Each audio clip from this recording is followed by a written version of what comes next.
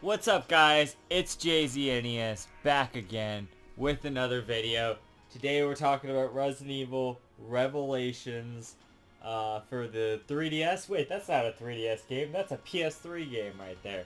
Originally it was for the 3DS, and now it's a PS3 game. They remastered it or whatever. Isn't that what it is? It's a remaster. I can never keep straight what's a remaster, remake, and rebooted, just totally rebooted. But anyway, so yeah, they like remastered it and threw it out on PS3, but they changed controls and stuff to have dual analog sticks and like make the whole shebang like work for PS3, which is why I chose this version to play. Plus I don't have the 3DS version. This definitely felt like a game. You know, there's some times that it would show through that it was a 3DS game and that it wasn't optimized, but for the most part, like 98% of the time, it felt like a real Resident Evil game on a console there. And especially for the time, like the PS3 era, it really did feel like if they took like Resident Evil 5 and maybe crossed it over with like Resident Evil 4 and some of the puzzly elements there, but there was still a lot of action. Not that Resident Evil 4 didn't have a lot of action, but it felt more like 5's kind of action. So it's just the fact that they got all that on a 3DS is pretty impressive, honestly. So yeah, I mean, it feels almost like an old school. Not old school, but like the middle school Resident Evil games. I mean, that's even accurate for myself, because that's probably what I like played them. I was like, well, I played them in high school, but they probably came out around when I was in middle school. So, but anyway, the kind of 4 or 5 era. This is post 6, I believe, but 6 was even just bad compared to this, which is actually, a pretty good game, I would say. Overall. So it felt like a really good return to form for Resident Evil. It's not as puzzle heavy and like environment heavy as the old games, but it is definitely more in that direction versus something like 4 and 5. Whereas 4 is pretty linear, and then this game has some open elements. Not, like, extremely open, but as open as it would have been in the PS1 games, where you can kind of go to a few different rooms at a time and kind of look around. And a lot of times there's just waypoints and stuff like that, but I at least like that there is a waypoint to kind of tell you where to go.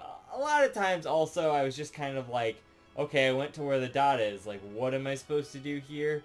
There's this, like, tourniquet thing I was looking for at the very end of the game in this one mission, and turns out I had to like jump over the sign and do all this stuff that I wasn't like thinking to do or whatever. There's a lot of little things like that that kind of annoyed me at times when it's just like, yeah, okay, so what am I supposed to do? And the dot can be on the floor above, but it can still show up on the floor you're on or whatever. So it's like you never necessarily know that you're supposed to go to the next floor or whatever. So yeah, stuff like that kind of gets a little bit annoying. But, like, it's not that bad.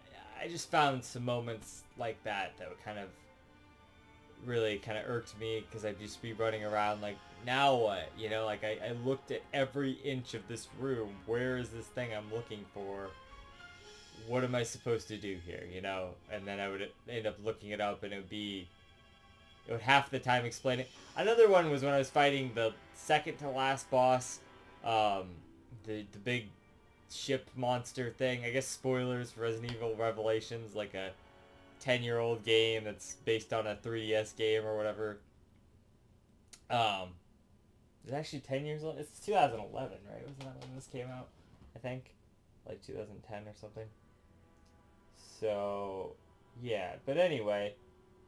It says 2013 here, but that's like probably the remaster. I'm pretty sure the game originally came out in 2011, and then they threw out this remaster a few years later. So anyway, and then they made a second game, which had Barry Burton apparently, which is awesome because that guy deserves more games. It's funny because this game takes place on a ship, and if you know anything about Barry Burton and his adventures, he's only ever been in like technically two other games. He was in Resident Evil 3. Sorry, spoilers for Resident Evil 3 for the Barry Burton ending, and he saves Jill in one of the endings or whatever. But he had his own little spin-off game, Resident Evil Gaiden, and that was all on a ship or whatever, which is kind of funny because this is basically that same kind of thing, and there's a lot of explorative element. It's almost like a remake of Gaiden when you really think about it, except for the gameplay is a lot better than Gaiden's gameplay. And everyone says Gaiden's really underrated. I don't really know about that. I think that game's probably still kind of bad or whatever. But yeah, so you play as Chris and Jill in this game. That's another one return to form for Resident Evil. This is pre-5 in the timeline, and they kind of allude to that at the end. And I think they even allude, if I'm catching this correctly, there's like a little flash of them going into that mansion from the DLC of 5, Lost in Nightmares or whatever. I was a big fan of 5 back in the day, so I played pretty much every 5 thing there was. I really enjoyed 5, and you know, it'll be interesting to get to that someday, but we're not talking about that series right now. I mean, we're talking about Resident Evil, but we're not talking about 5. I remember I played this a little bit on the 3DS, like, back in the day, like, very briefly. I didn't get through more than the first, like, mission at all. I don't even think I got through the first chapter or whatever. There's 12 chapters in the game. They're all kind of broken down to, like, bite-sized, like, 8 to 10 minutes. Some of them are longer than that, like, missions or whatever. And it saves in between, because this is technically, like, a portable game. And those little breaks got kind of annoying, but it always did make it feel like you were making progress on the game. And also, between each chapter, which could be really short or really long, there was a chapter that was like 8 minutes long or something, or like 5 minutes or something. It was ridiculously short.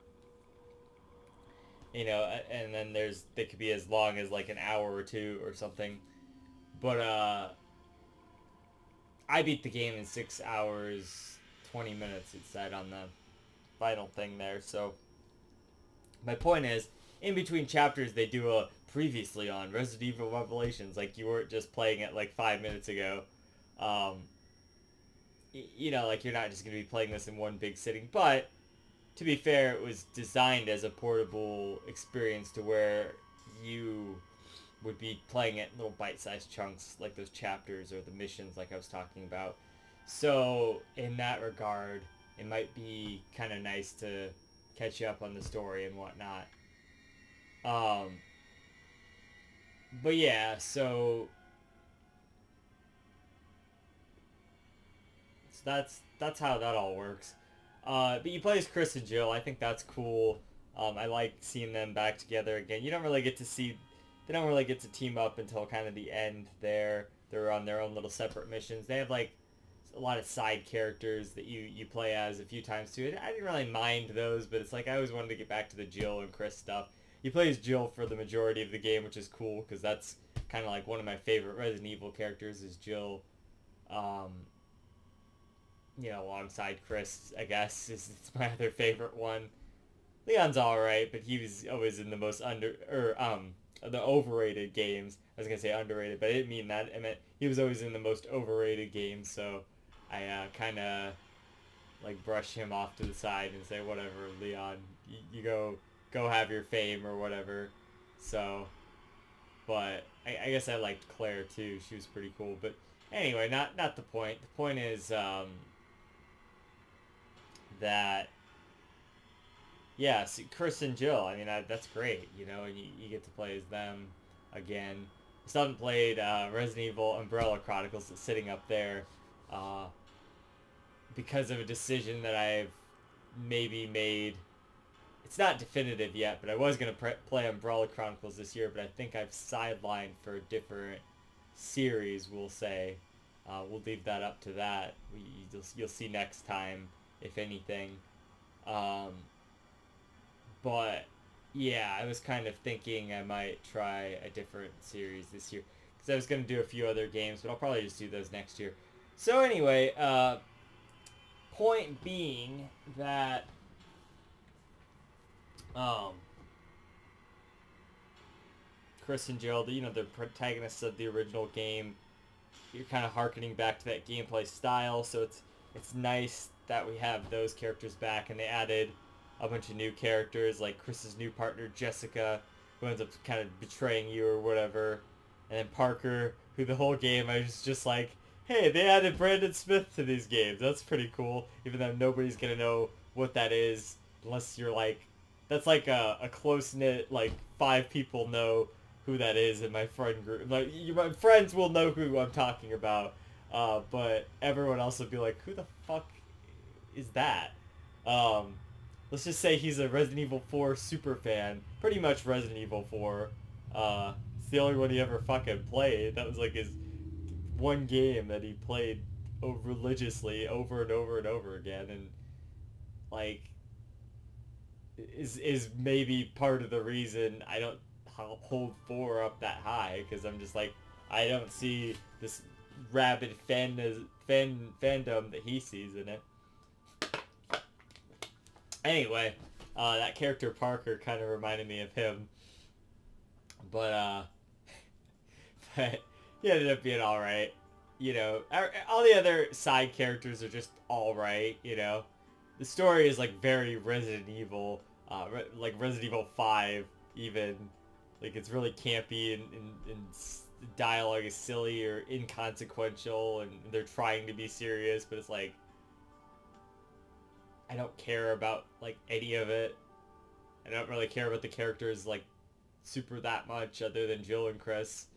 Like, you know, it's Resident Evil. At this point, they've made so many of those, like, whatever, man. And it's clear that they're just really focusing on the action and the explorative elements here. Um,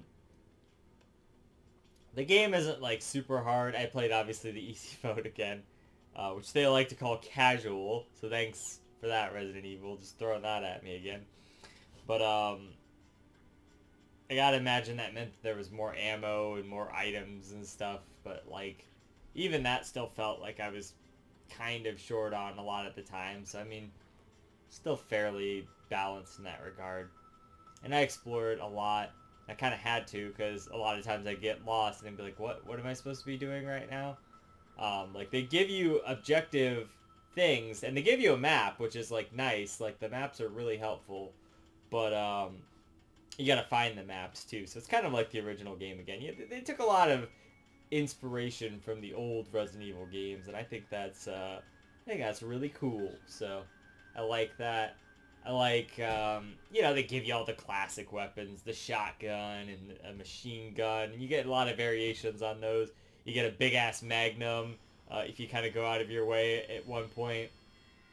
There's a lot of different keys and key cards and that kind of stuff. They all have little emblems on them, just like the original game, so it's like, there are some, like, Metroidvania elements where you can go back to certain areas at certain points if you want. A lot of it's just kind of optional stuff.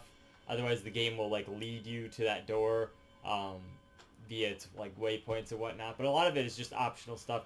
There is, like, a sort of upgrade system in this game. It's not as robust as, like, Resident Evil 5, where you just keep, like, putting money into it or whatever.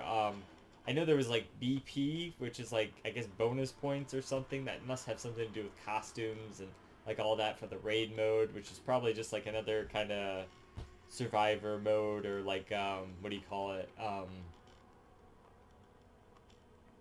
trying to think what that mode was called, that famous mode in the Resident Evil 5 and stuff, like it's just called survivor mode or whatever. It's like you fight off all the guys or whatever. Shit, I can't remember what it was called. But so yeah, basically, like, yeah, so you got bonus points for that. But anyway, in the game you find these upgrades, they're kind of your, you know, heart pieces or energy tanks, or think like missile expansions from like the Metroid games or something. You know, they're not like super off the beaten path, but they're like just off the path enough to where you gotta explore a little bit, or you gotta remember that they're there. There's like, in this one part, there's a part where, like, this area is like, you're like kind of raising and lowering the water levels and stuff, and then like you think, oh hey, I see these uh, custom parts like way up here, and like on top of this thing, like I'm probably gonna get those sometime during the section. Well, you don't. You actually get them at the end of the game, like more towards the end of the game, when you come back to that part again, and it's totally flooded, and it's like, oh, okay. So, yeah, you get these custom parts. They do. There's like more damage and more stopping power, double shot kind of thing. Lots of that kind of stuff. Like a daze one or something.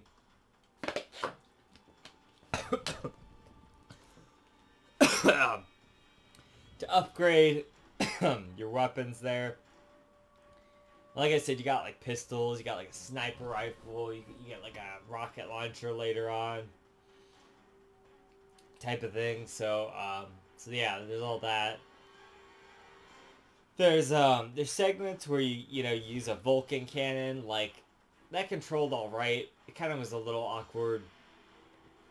I wonder if they didn't have like a gyro control for that on the 3DS. That would have been kind of cool, I guess, or maybe not. I don't know, but yeah, I didn't even talk about the ship boss, did I? The ship boss, there's a part at the end of that. Okay, first of all, you have to shoot all these tentacles, and that's like really tedious because it takes like forever. You get these grenades, and they replenish very fast. So I mean, optimally, you just use those and then kind of shoot once you get rid of them. They shoot these little projectiles or whatever too. That's not the problem. The problem is you get to the end of that fight, and you get a missile launcher, and you have such a short amount of time to charge this thing up and like lock on to the target, and then unlike any other weapon in the game, you have to hit the X button, so you're already holding, L and R or whatever, and then you have to hit the X button, and it shows it on screen for like half a second, but by then you're already dead and you die for like the billionth time, and you have to do that whole section, that like 5-minute section with the goddamn tentacles again.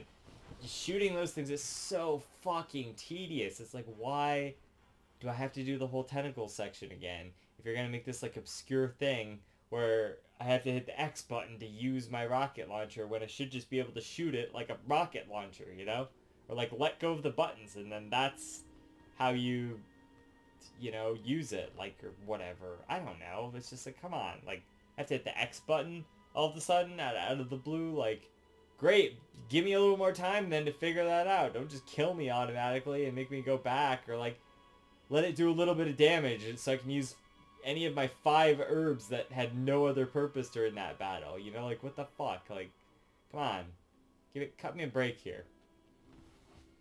That's what I'm saying. But yeah, so little problems like that kind of irked me at different points.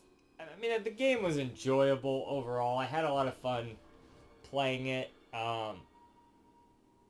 It definitely stands out a lot more than like some of the more recent Resident Evil titles. And even harkens back to the original titles, like more so than like 5 and stuff. Even though I'll defend 5 like every day of the week just because it's a pretty good game. But shit, I don't know. Would I even say this is better than 4? Maybe. Like, I still would put 5 on my favorites above this, and maybe that's a better game. I don't know. It's been a long time since I played it. It's definitely a lot of fun co-op 5, but like, dang, I might like this game better than 4 even. Maybe not though. I don't know. There was a lot of annoying elements in 4 as well, and that game just took a lot of time. There was a lot of really ridiculous bits. I'm not like the hugest fan of 4. I like the game. I think it's fine. It's just like it's so overhyped at this point. I don't even care anymore. But yeah, it's like a really solid Resident Evil game that would probably come in right after like the 3 and 1 and 2 there, which are like some of the top tier ones, the OG versions of those. Like even probably above Code Veronica. Like that game had a lot of bullshit in it, and the controls weren't always the best. The tank controls at that point were really starting to show their age, and the game wasn't really well designed around them. Like the first 3 games, the tank controls were good because the game's designed around them, and then I just felt like Code Veronica was such a step down from that. But it was still a good game. But I would still say this game is better than that one in regards to, yeah, this is a pretty like high mid to high tier like Resident Evil, just for the fact that it's like a really solid and good game, which is like more than most of the later Resident Evils can say. I guess there were 7. I thought that was pretty good. I don't know. I'd have to replay that one too, but I think I maybe even like this a little bit more than that. So it would probably come right after this, though. 7 would. And it'd be something like Code Veronica, then maybe like 5, and then 4, like 6, and 0. I always forget about 0. Always forget about 0, man. Always forget about it. I'd probably put that above 6, obviously, but wouldn't put it above 4 or 5 or any of those, so yeah. But anyway, there's not a whole lot to say about it. The gameplay is solid. It's just a good old Resident Evil style shooter game with all your biohazard, like, you know, organic. There's not like zombies in this game. They're more like blob things or whatever. I don't know if I talked about the swimming parts, but those kind of suck. They're not always the easiest to figure out where the fuck you're supposed to go. Again, the dot fucked me over on the swimming part because it looked like it was leading me towards this little tunnel, like underneath the platform that I needed to be on, but it wasn't leading me there. It was leading me up to the top where I was supposed to hit this lever, and that's what it was supposed to do. But like, how the fuck was I supposed to know that? You know, like, they should have fixed that. That's the only one thing I will say is maybe like they should have fixed that little dot, like waypoint thing or whatever. But other than that, like, I like the amount of freedom that they kind of give you at a lot of points. They give you all those keys and whatnot, and they like expect you to be paying attention to go back and like look through those rooms to get those extra parts or the Magnum in that one case, or really be looking around for different weapons and items and stuff. So I think that's cool. I like that a lot. The story's kind of whatever. I like some of the character stuff. It was alright. The music's kind of forgettable. Like, there's not a lot going on with that. But, you know, most Resident Evil games don't have, like, that great of music after, like, 3. Like, 5's got some jams, but just, like, a few. Code Veronica 2. 4 probably has some good music. I don't really remember much of that music, so maybe not. But it's music. You know, it's background stuff. It kind of fills in the void there, and ramps up the action and whatnot, and plays to the moments and whatever. It's fine. It's perfectly passable. Graphically, like I said, it looks good, especially for a 3DS game, and I don't know how much of that was the remaster, but I do remember seeing it on the 3DS and remembering that looking pretty good as well. I did like that and think that was impressive for the time, so yeah, I mean, just overall, really solid Resident Evil game. Pretty dang good, and return to form for Resident Evil, so maybe I'll check out Revelations 2 at some point and see about that Barry Burton and all that, so maybe that'll be another gem there.